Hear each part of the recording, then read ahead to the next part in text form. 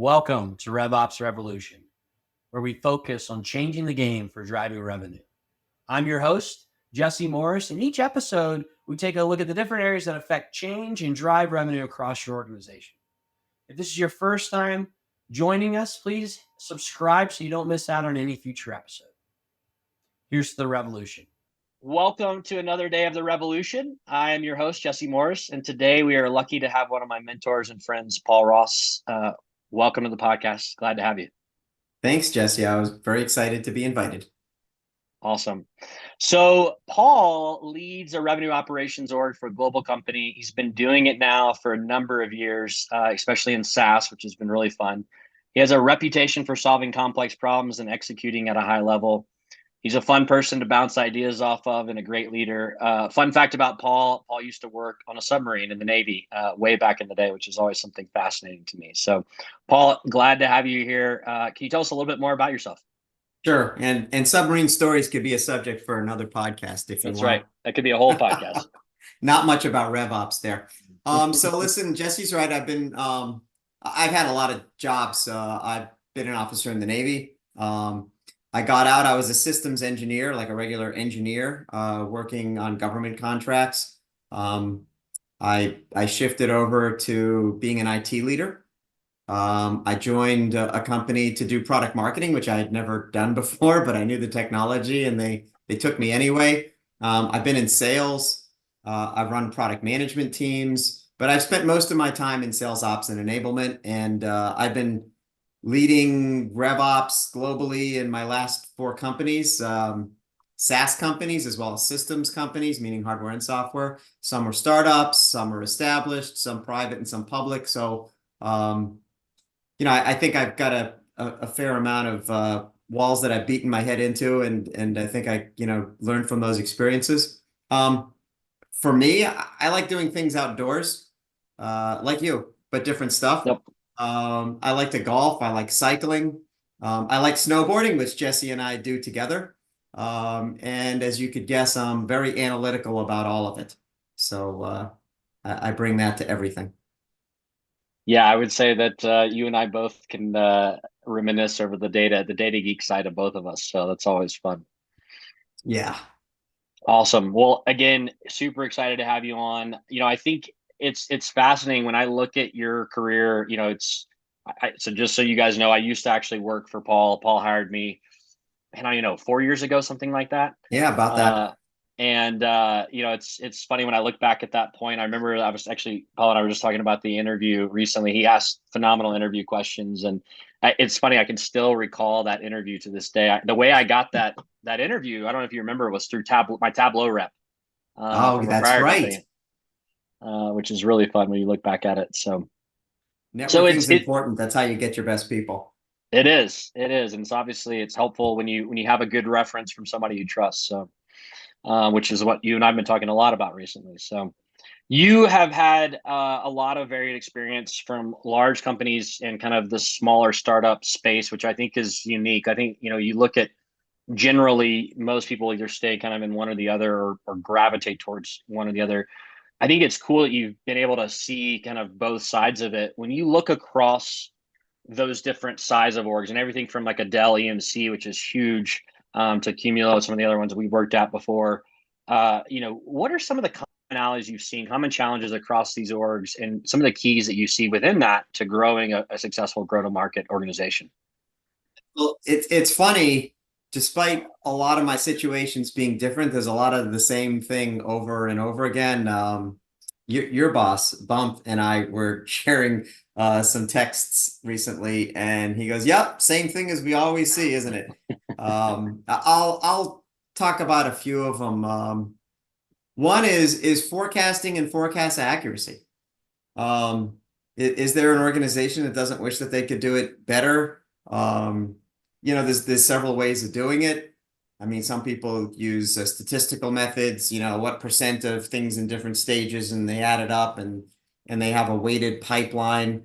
Other places, which I think is a little bit more common, will have the teams identify their forecast. Here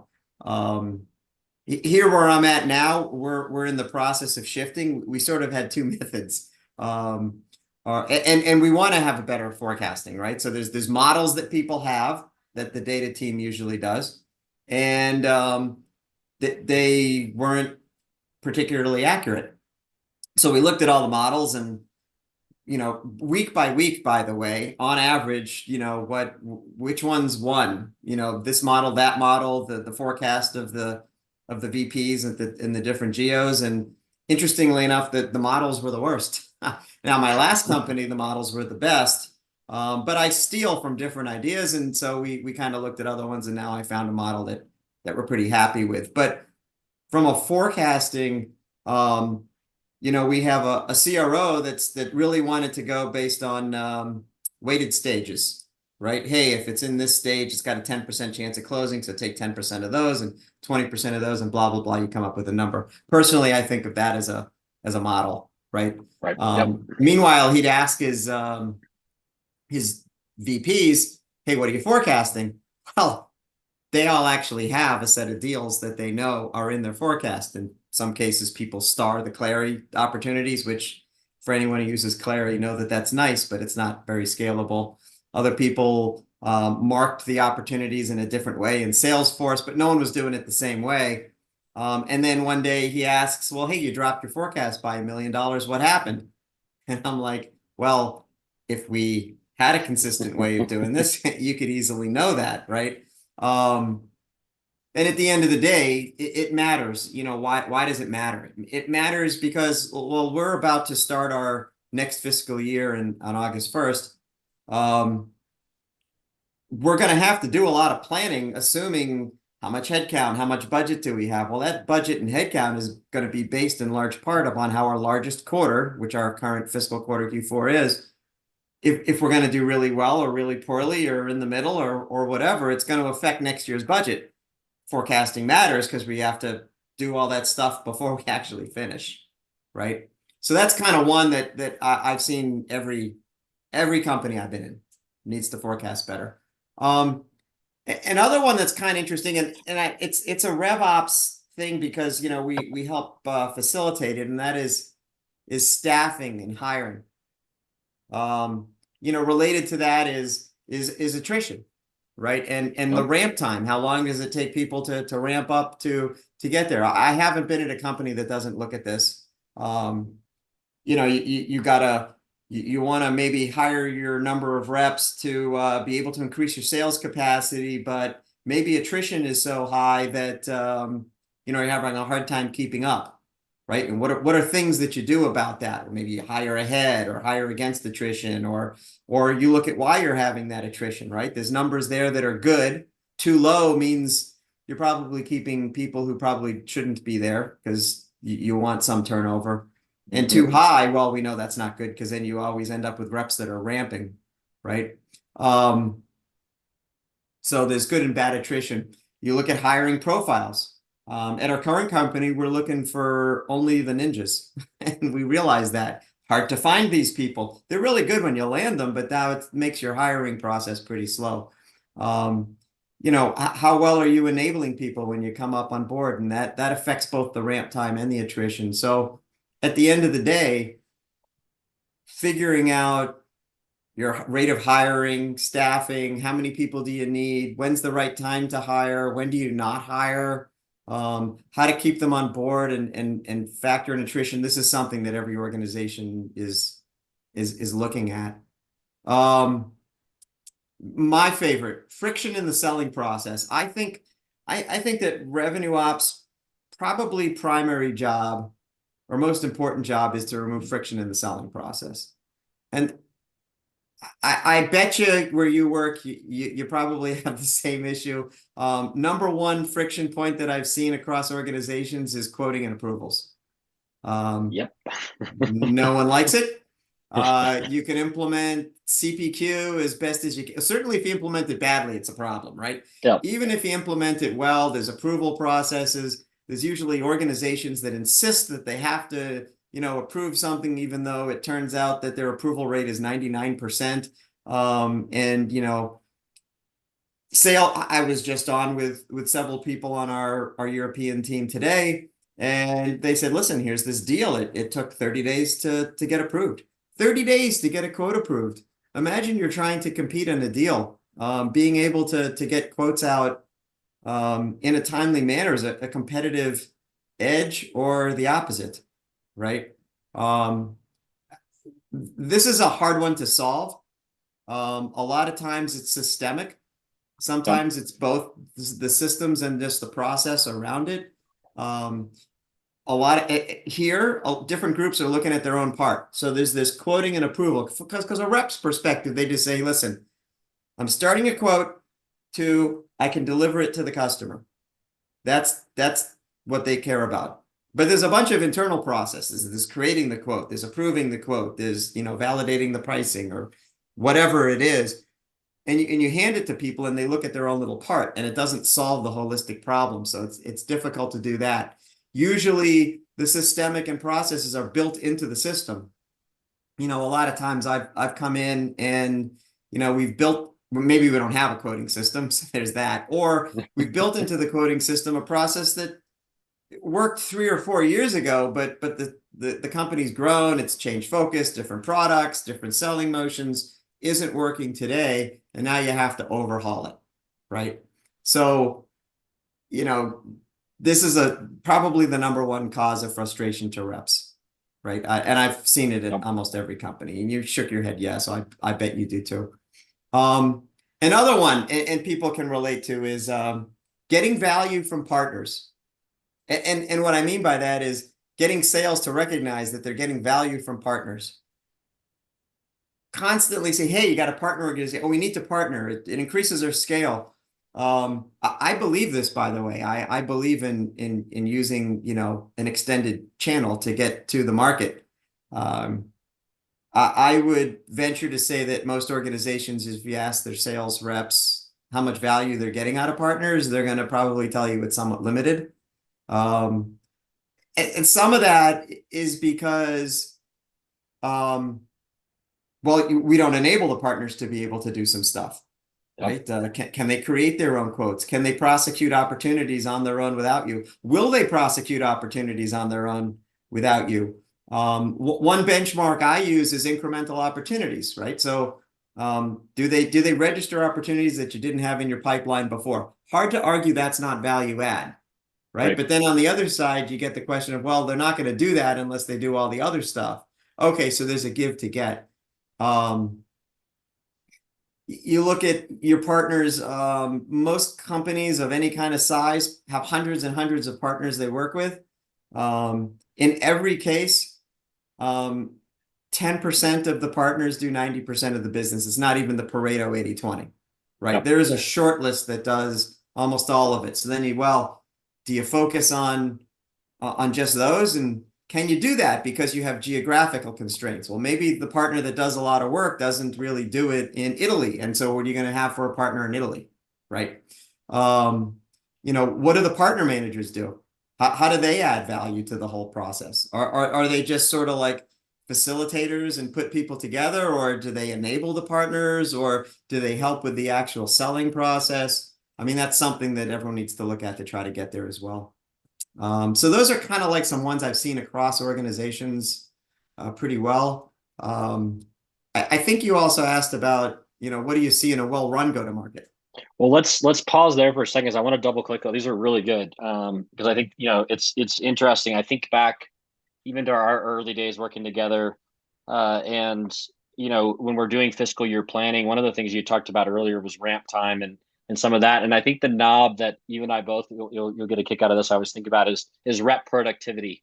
That's the knob in planning, right? That everybody just wants to turn up, right? It's like, well, can't we increase rep productivity by 30% or 40% next year? And it's the easiest knob to turn from a planning model perspective. It's one of the hardest to actually turn in reality. So I thought that was interesting. I think you hit the nail on the head of the different components behind it. But it is, as you get to that kind of fiscal year planning piece, that always stands out to me, and it's something that I very vividly remember from you and I working together, and something I've taken with me now to multiple companies going forward, which has been interesting to see even kind of you're talking about with your conversation with Bump earlier of same thing. It is interesting that's at every company I've been at really since then. that's been a common, well, let's just turn that up, Yeah, it's easy to do on a spreadsheet. Yeah. And I think that's exactly it. So I love that you hit on that. I think the friction in the selling process, you hit the nail on the head. It's interesting. I've started a new initiative here, and literally the premise of this initiative is how do we reduce friction in the selling process, and how do we increase visibility across the go-to-market organization? And so, the friction piece, I think it's something that, you're right. CPQ, no question, and the whole quoting process, man, it is such a beast, and it's funny. I was talking to one of our old colleagues last week about this quote to cash piece of it. And, it's amazing. No matter how many times, we solve it, you still learn something new every single time. And you go, oh, I wish I had realized this sooner. And so, yeah, that's interesting. You touch on that, because you're right. It's such a necessity, and it's such a hard skill set even to hire for. I know, I think you've had similar things with me trying to find the right talent with people who've got experience there. And then last thing I'll kind of touch on as well is this time to approval thing, to get quotes out the door. It's interesting you bring that up. I remember my very first kind of, I'll call it real RevOps job, which was back before you and I worked together. It took 7 days to get a quote out. Can you believe that? 7 days to turn a quote around. It's a long time. I mean, it's just, when you think about that, from a business perspective, and for them, they could get away with it for a little while because they kind of owned the market. But as competition entered, they started seeing their close rates, just kind of start nosediving. By the time I left, I think we'd gotten it down to under an hour, that was a good kind of KPI going forward. But it is interesting that, that piece of it, how painful that process is, even still today, for a lot of the SaaS companies you and I work with, a lot of the vendors we work with, when we want a change made, or we want, in fact, I was working this week with one of the biggest data vendors out there. And it took them 3 days to get me an updated quote, to make a simple change to an agreement, which is just, interesting when you think about it from a process perspective. Yeah. Imagine if they were in a competition with you, or you had certain timing. Yeah, I mean, I can't, especially if I'm looking at other vendors, it's the time kills all deals, that whole thing. So that was awesome highlighting. I think you hit the nail on the head with some of those big challenges. And, when you think about that, what have some of the keys been? So you look at those challenges. When you look on the flip side of this, what would you say some of the keys you've seen to really, like, when you look at the best go-to-market orgs you've seen run, what have been some of those foundational components, probably related to those topics? Well, one of them is, you can't focus on more than 100 things at once. I like really, I mean, 3. Yeah. I'll give you an example. I at my last company, I had my one-on-one with the CEO, and I said, "Do you mind if I give you some advice?" I said, "Listen, every quarter we have, a board meeting, multiple board meetings. The end of the quarter, there's the one that reviews the quarter. Every single time, there's something different that pops up that someone's concerned about. And so you'll want to please the board. So you go and you get your people to go do stuff, and then they get their people to go do a bunch of stuff, and everyone's doing different things, and then it matriculates down, and by the time it gets to anyone in the company, but let's just say sales reps, they're getting pushed 50 different ways. And how effective do you think people are at doing that? And I said, you tell me, what are the 3 things that you want everyone in the company to do? And he listed, well, it's obviously these 3 things. I go, okay, so let's not focus on all the other stuff. Let's just keep it to those 3 things. You can metric it. People can stay focused. I know everyone's got the magic number 3. I believe in the magic number 3. I don't know why 3 works, but certainly less than 5, right?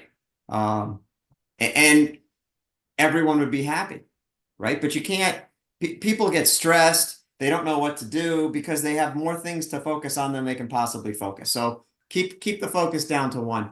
Another one is, and this helps in friction, not the part, the quoting, because like I said, that's hard work, right? To go get that one done. But simple comp plans. Um, Personally, and by the way, you'll notice simplicity is the theme across everything I'm going to say.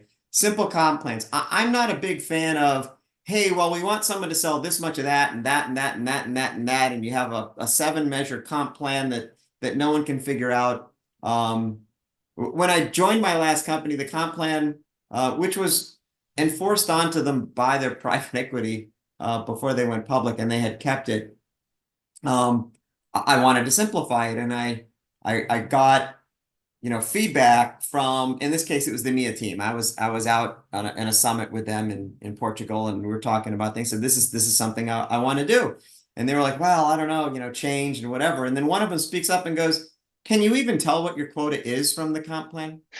And the guy goes, you're right, let's do it. Right. And so, I'm a big believer, 1, 2 buckets, try to combine it all, make it simple. People know what to focus on. It makes the focus easier, and it takes down the gaming opportunities. Right. Because people, listen, reps are smart. They're gonna try to optimize how much they get paid, which is what they should do. Right. Um, Simple sales processes. So this goes back to, remember I talked about we have to hire ninjas. Well, why do we have to hire ninjas? Because our sales processes are complicated. And well, what's the other consequence? So first off, those are hard to find, Yep. right? You can't scale, right? If you notice, like the U.S. military doesn't take a city with the Navy SEALs. You need the Army, right? A whole bunch of, let's call it average people that you're well trained and you can go in. You don't need the absolute best of the best. You just can't get that many of them. Same is true of every type of every job everywhere, including sales teams and channel people and ops people, right? So if you're going to have regular people, you have to have processes that work for them, right? I had a discussion with I have an ops renewal guy, and he wanted to train the renewals team. And our renewals team are junior people, like maybe right out of college, maybe second job out of college. They have at most 1 year selling experience. This is a guy that has 20 years selling experience, wants to teach him how to, and he goes straight into black belt level, sales stuff. And guess how well it worked, right? It didn't. I said, listen, you can't cover 100%. They can't do all of that.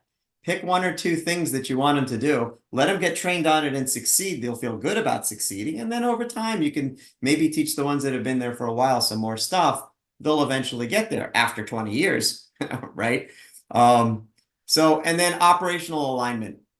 You and I have participated in this, right? We when Jesse joined, the company that we worked for together, and he ran the whole business intelligence, I made sure that it was aligned.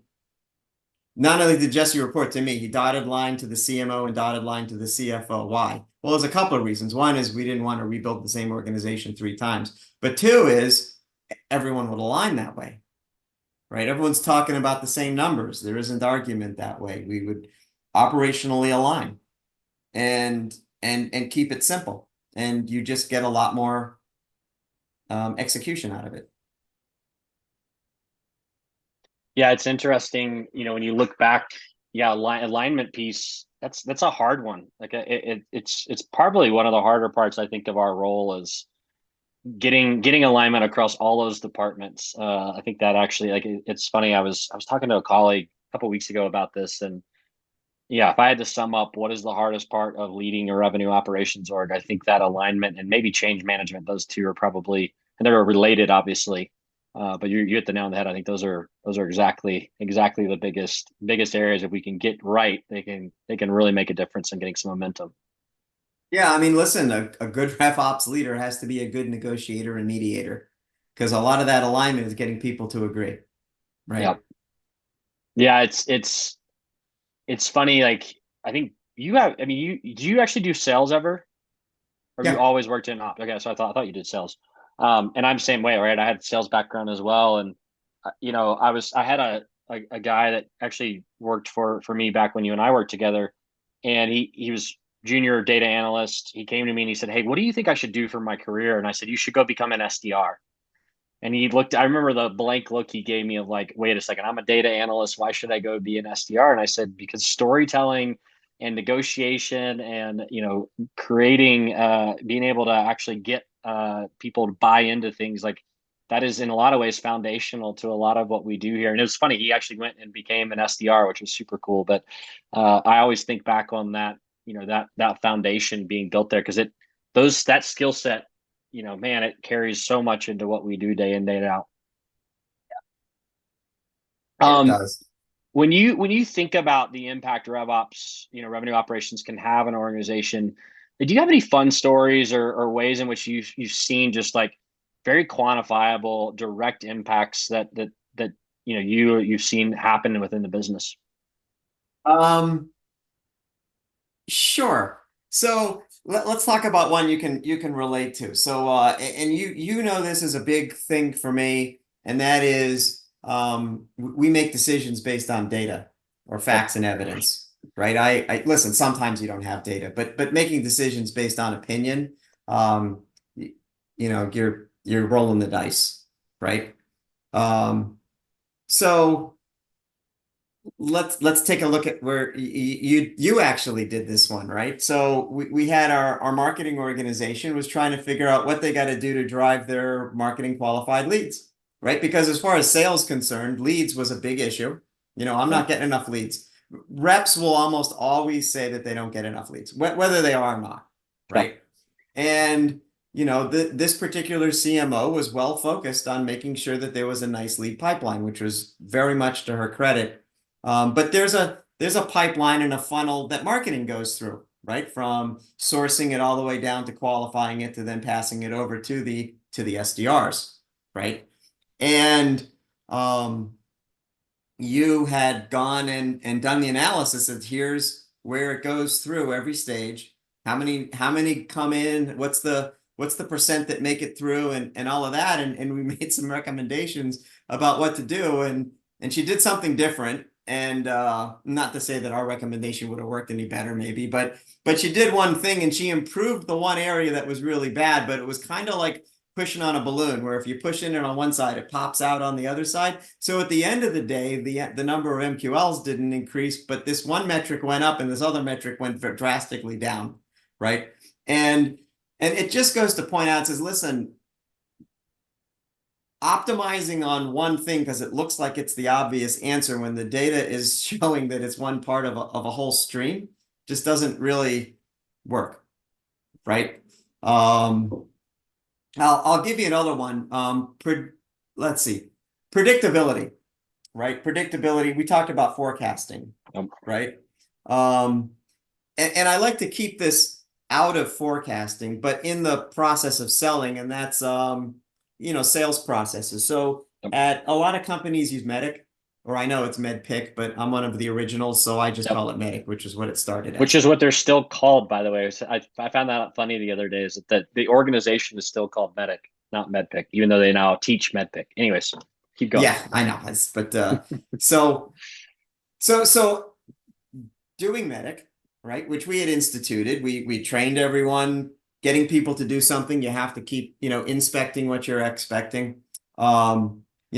Having the metric and all that. We put it in Salesforce so that people could see it on the when we're doing a forecast and there's a big deal, you could look and discuss it. It wouldn't, necessarily you could do all of MEDDPIC and not say you're going to close the deal because maybe you're just going to lose technically. And a lot of times you could not do MEDDPIC and still close the deal, right? But it's Yep. kind of like a good pre-flight checklist.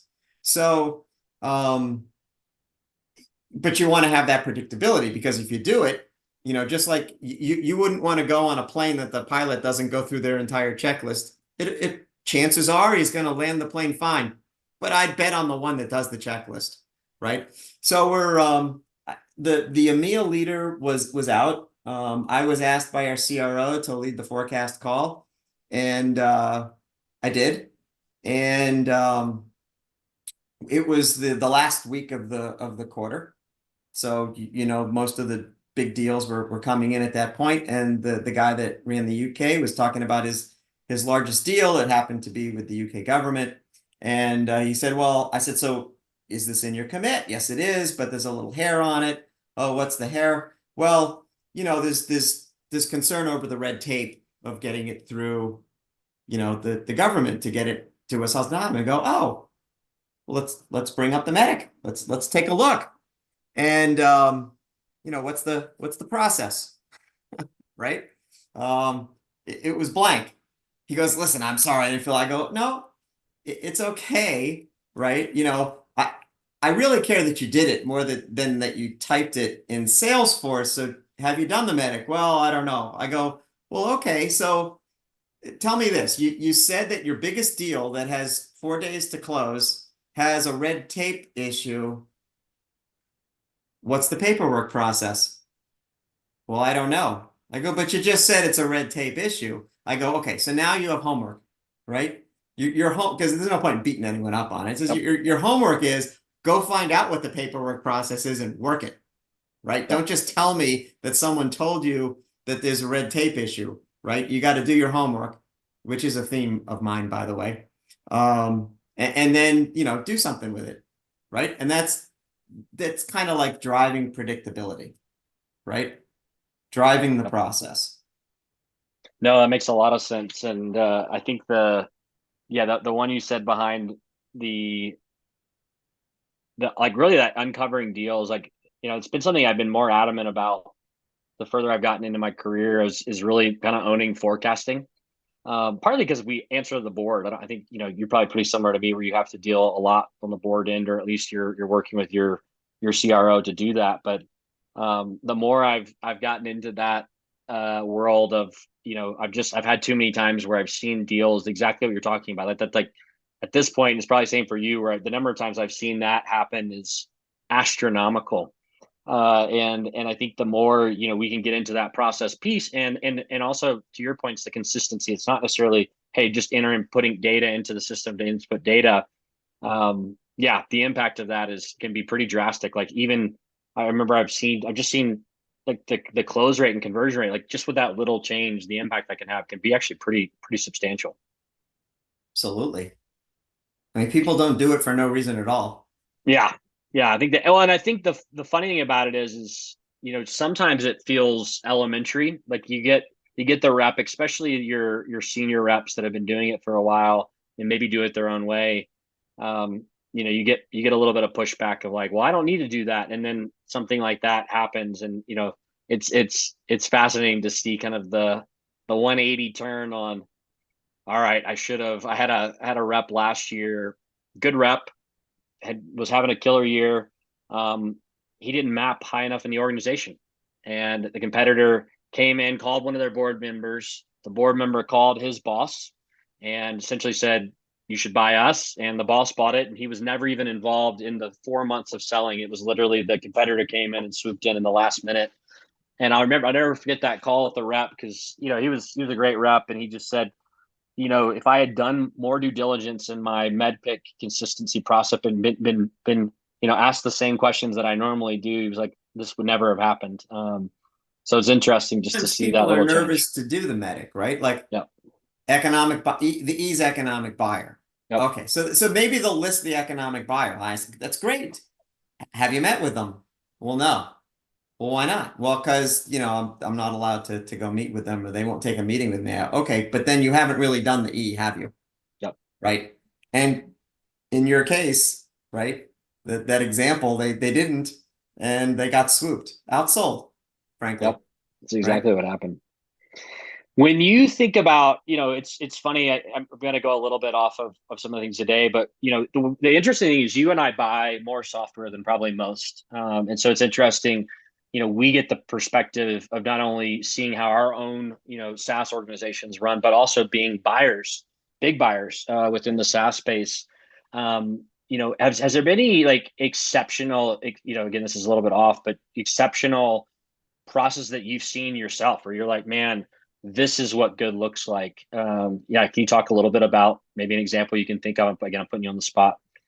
You mean like when you're process of our vendor that they did a good job? Yeah. I don't know if I would go there, but let me tell you this much. I can definitely observe them following a sales process. Because listen, I've done this for a while, so I've been exposed to a number of sales processes, and they ask the question. I'm like, oh yeah, you were trained by the force management people. This is how you do it, right?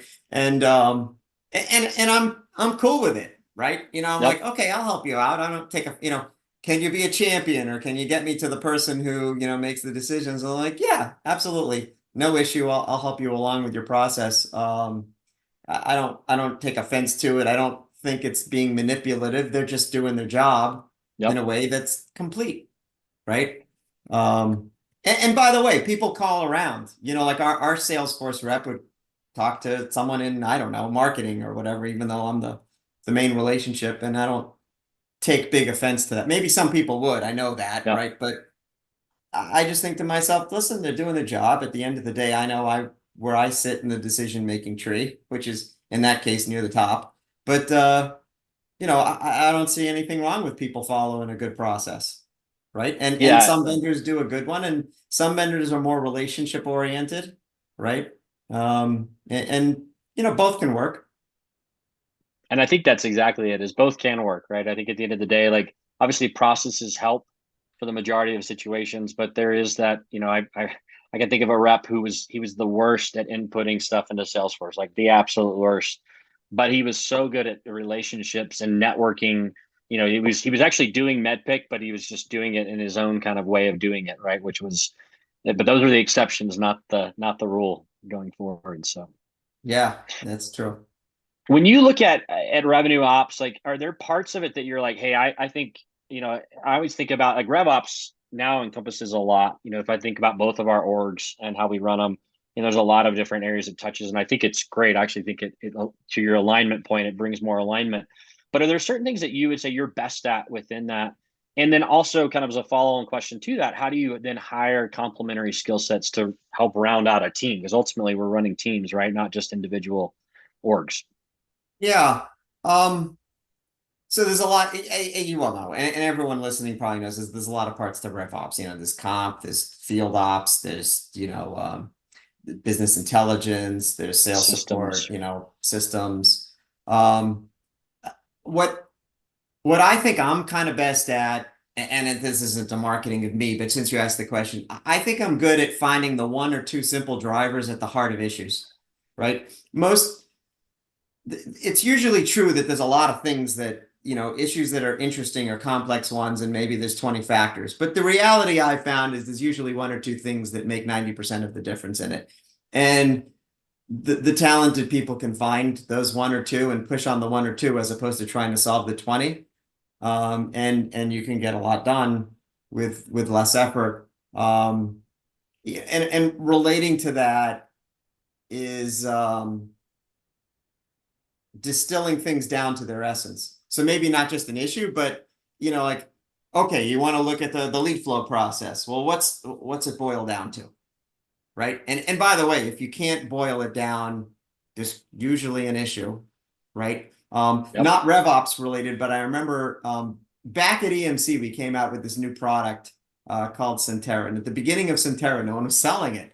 And they said, listen, let's engage the product marketing team to try to help us, because it was its own little thing. So we had a guy come over and he spent an hour explaining the process to me and this guy, Barry, or not the product and how it worked and why. And like, it took an hour. I mean, like, to people who are friendly, right? The product took off when they found one use case that worked all the time.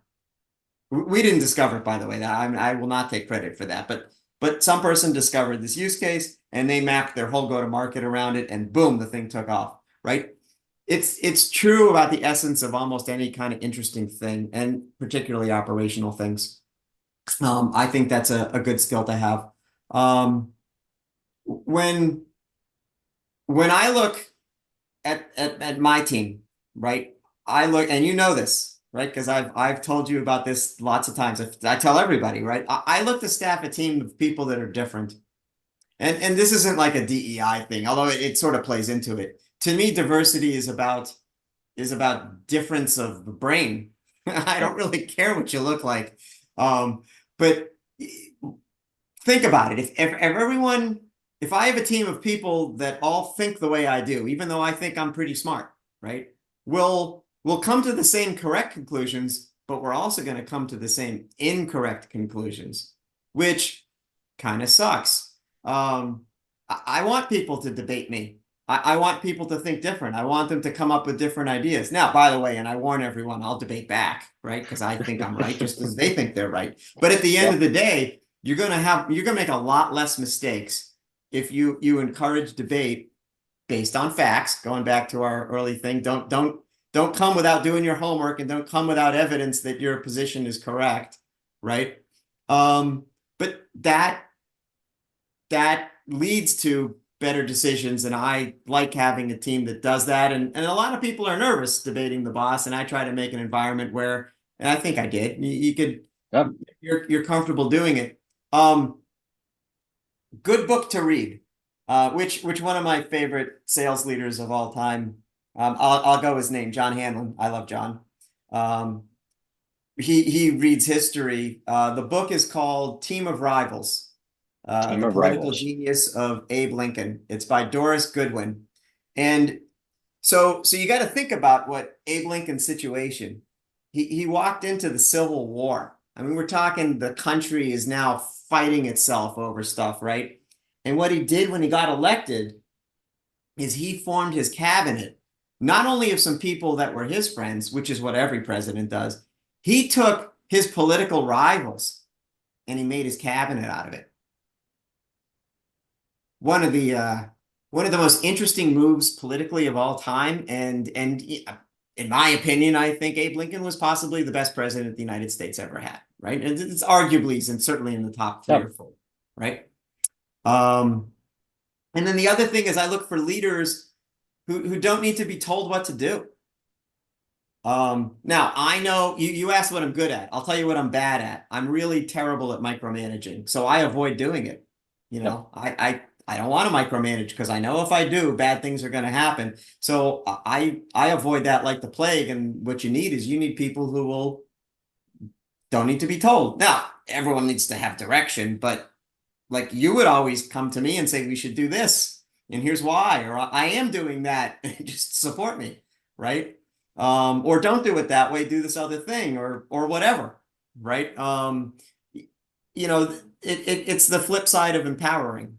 Right? You can empower people, but they need to be empowerable. And I think that makes you very effective. And it's something I insist on. It's interesting. I was doing a lot of interviews this week. I've got some roles I'm hiring for, and that interview, there's the leadership interview, and I was telling this individual, you know, they asked a good question of like, you know, what is your leadership style? And it is interesting because I said, you know, one of the things I look for in my leaders is the ability to push back on me. And I think you and I are very similar in this because we both have stronger personalities. And so to your point, it can be intimidating.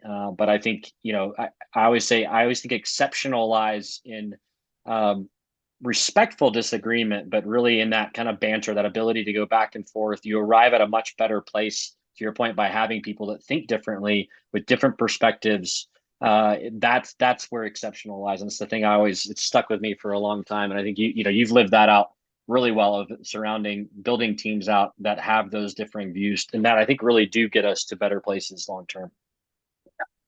Yeah, it takes time sometimes to get people to used to doing that because they're maybe used to being told what to do. But it's good to have people that'll debate, and it puts it imposes upon the leader to create the environment in which that can happen safely. Completely agree. Yeah, and it takes time. I think you're right. Like it's like a trust, right? You got to feel comfortable to know how people respond and all of that. But I don't know, that's when I think about some of the best orgs that I've seen run, it's in that environment, right? It's that environment of, we actually have very big debates, but they're all healthy, right? It's not a place of I'm calling you an idiot. It's from a place of, hey, we want to get to a better spot here, and how do you get there? So that's a good one. When you look at look back at your career, like what is a challenge that you've had to solve that you find yourself really proud of, like something that you look back and you're like, the team, you know, accomplished it partly due to the complexity of the problem, but also because of the success of the solution. Do you have any examples you want to share with us around that? Sure. So let me give you one, and I'll tell you why I'm proud of it. Because I believe the thing I like to be a student of is leadership, right? I watch everything, right? I've worked for some great leaders and I've learned some stuff and I'm coachable to this day, right? I've also worked with some pretty terrible people and you learn from them too, You learn a right? lot from them. What Yep. not to do. So there was one of the great leaders. Again, I'll name him. His name's Frank Howe.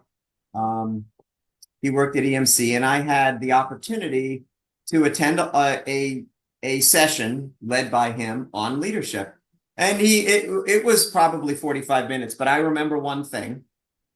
And the thing he said was this. He said, listen, imagine a time when times are tough, right? Your team is struggling. I don't know, something hard to do. Their morale is bad, whatever it is. They're all in a room, right? And they're working on it. And you walk in the room. Do you want to, A, they get more stressed, or B, they're happier there, right? And that's the sign of a good leader, right? So at my last company, we're in the middle of planning, and there was this one person. She's really, really smart, and she was the nexus of this like territory planning thing, right? Like she created all the tools, she brought it all together, she was the detail person, she had it all worked out, and guess what? Great for her. She was having a baby and gonna go on maternity leave. That's fantastic. Problem was, it was in the middle of the planning process, right at the critical time.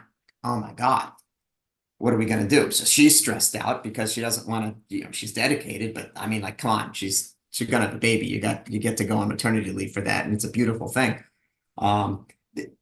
She impacted the entire team. So they all got together and they didn't know. Well, I would say that they did kind of look at what they want to do. And they said, all right, we're getting together. We don't know. They invited me, the boss, to go and participate. By the way, I'm as the boss's boss, I guess, because there's a woman in charge of her, right? But to go and participate, and we came up with a good answer, right? We took her job and allocated out to different people, and who could we do it to, and one of the themes that as I kind of put out is sales ops, rev ops is a team sport. So you don't get stuck doing only your job, right? So we had people on the BI team that helped create, because they're good at spreadsheets, do the spreadsheets and stuff, and we spread it out. And I saw her recently, and she had the baby. It's beautiful and wonderful, and the planning and execution went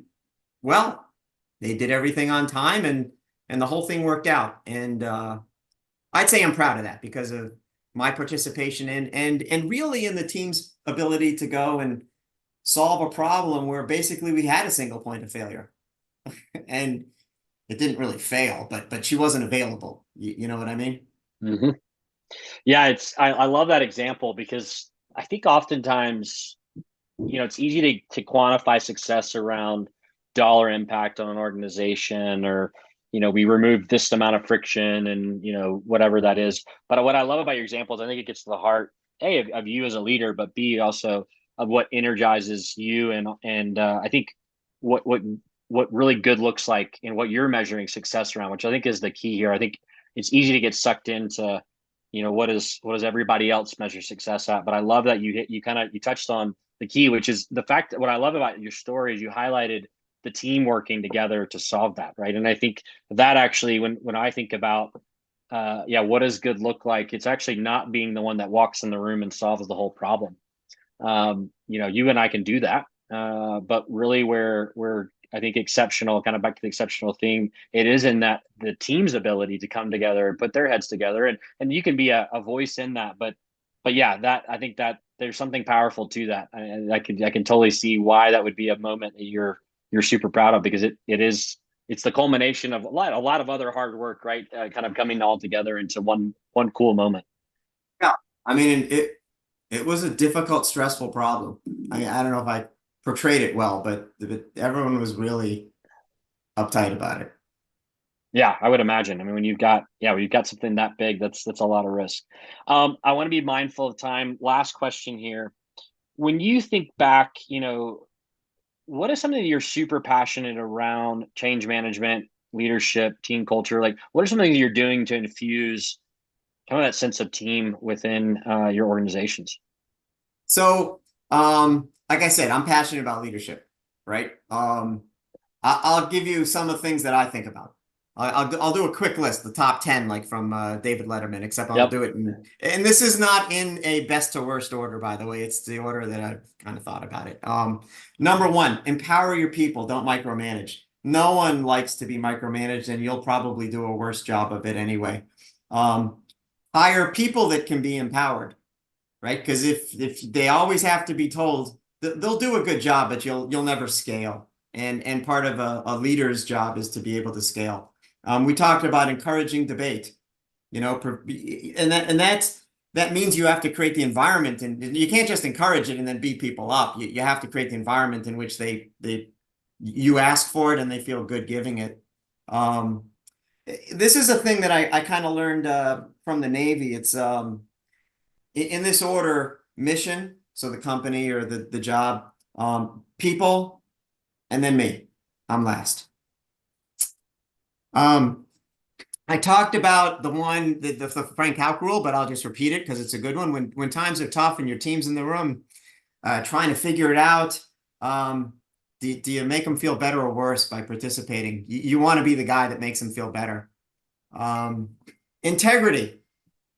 Integrity is more than just, this is like a number one for me, right? And integrity is not just telling the truth. Integrity is doing what you say, operating with ethics, and of course, telling the truth. Integrity is a lot. It's one of the most important characteristics I look at for everybody, including me. This next one I learned at a long time ago at GE management school. It's the only thing I remember from it. Hire based on attitude and aptitude. Skills people can learn. That's the aptitude part. If you do that, you're going to be right 90% of the time. People leave leaders, not organizations. Don't be the reason people leave. Which also means number 9 here, help people grow, which means they are going to leave at some point. Yep. Right? Get them to the next position. It'll be good for the world. Right? And the last one is kind of a Navy one. I had 2 captains when I was in the Navy, and they were very different. The captain sets the tone. Your team reads you better than you can read yourself. People know if I'm in a bad mood or not, right? So you got to set the tone, and you can make morale one way or the other by the way that you open and close your eyes. So that's what I'll leave you with. Those are awesome.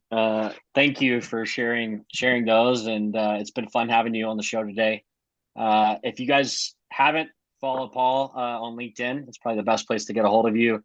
Also, you can click and subscribe to the podcast. But Paul, it's been awesome having you on. As always, fun to catch up and get to talk a little shop here. Yeah, that's great, Jesse. It's always a pleasure. Have a good one. Awesome. Yeah, appreciate it again. Thanks, everyone. Thank you for joining us today to another episode of Rev Ops Revolution. Thanks for being a part of the revolution. Please tune in to learn more about different ways that we can help affect change within our companies. Thank you for joining us today on the revolution and being a part of it. We're excited to have you along for the ride. Feel free to join in on future episodes to learn more about how we can affect change within the industry. To the journey.